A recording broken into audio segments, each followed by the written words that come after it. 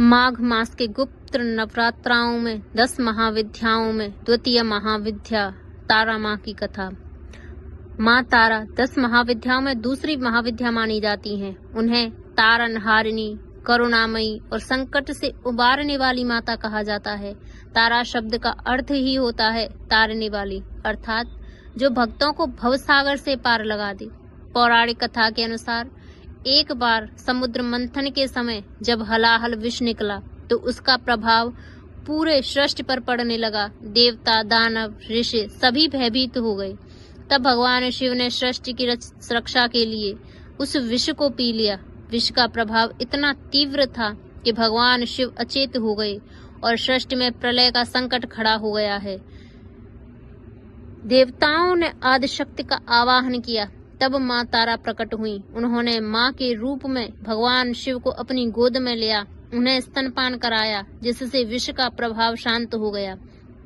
भगवान शिव पुनः चेतन अवस्था में आ गए। इसी कारण माँ तारा को विश्व की जननी और पालन करने वाली शक्ति माना जाता है।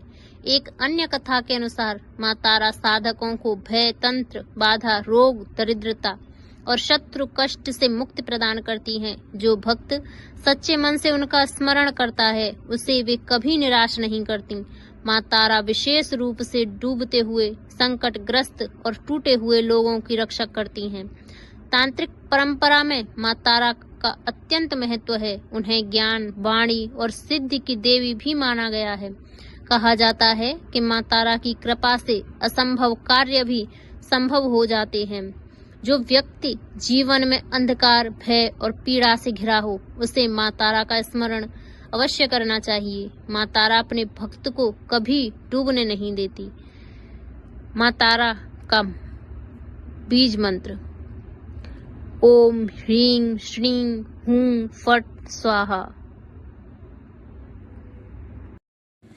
गुप्त नवरात्रि साधना, तंत्र और गूढ़ अध्यात्म का अत्यंत रहस्यमय पर्व है। जहां शारदीय और चैत्र नवरात्रि लोकाचार में प्रचलित हैं, वहीं माघ और आषाढ़ की गुप्त नवरात्रियां केवल साधकों, योगियों, तांत्रिकों और सिद्ध पुरुषों द्वारा मनाई जाती हैं। इन नवरात्रियों में माँ दुर्गा के 10 महाविद्या स्वरूपों की उपासना की जाती है। गुप्त नवरात्रि की द्वितीय तिथि पर उपासित देवी हैं माँ तारा महाविद्या। माँ तारा का स्वरूप अत्यंत गूढ़, करुणामयी और भयनाशक है। माँ का वर्ण नील या श्यामल है। नेत्र विशाल और करुणा से भरे हैं। जटा जूट से गंगा प्रवाहित है। गले में मुंडमाला है।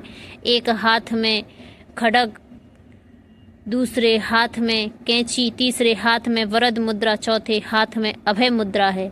माँ तारा शमशान वासिनी होते हुए भी महाकरुणा की अधिष्ठात्री देवी हैं। वह साधक को संसार सागर से तारने वाली हैं। इसी कारण उन्हें तारा कहा गया है। माँ तारा भय से तारण करती हैं, मृत्यु से रक्षा करती हैं, भवसागर से मुक्त करती हैं, अज्ञान के अंधकार को नष्ट करती हैं। तंत्र ग्रंथों के अनुसार माँ तारा नील सरस्वती भी कहलाती हैं। जहाँ माँ सरस्वती वाणी की अधिष्ठात्री हैं, वहीं माँ तारा मौन, मंत्र और नाद की देवी हैं। सरस्वती ज्ञान का प्रकाश देती हैं और तारा उस ज्ञान का अनुभव कराती हैं।